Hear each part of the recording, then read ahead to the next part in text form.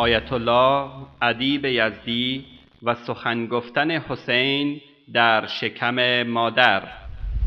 پیغمبر اکرم وارد شد بر حضرت صدیقه، دیدند حضرت صدیقه طاهره خیلی گریه می کند. پیغمبر فرمودند دخترم چیه اینقدر گریه می کنی؟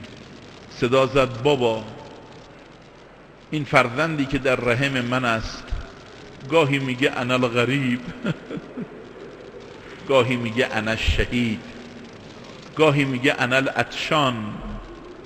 ببینم این فرزند من وقتی به شهادت میرسد من که نیستم، فرزندم بابا هم که نداره، پس کی برای بچم عزاداری میکنه و گریه میکنه؟ میدانی پیغمبر چه جوابی داد؟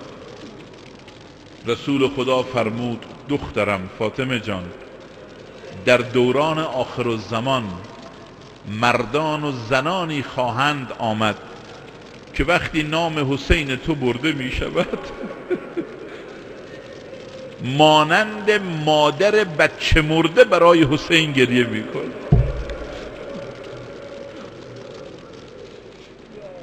خدایا تو شاهد باش این مردم همان مردم.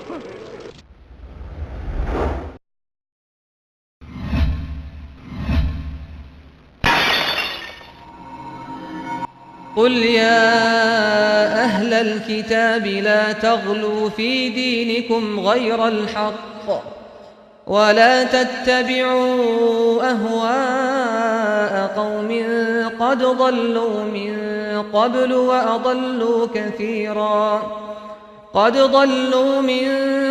وأضلوا كثيرا وضلوا عن سواء السبيل.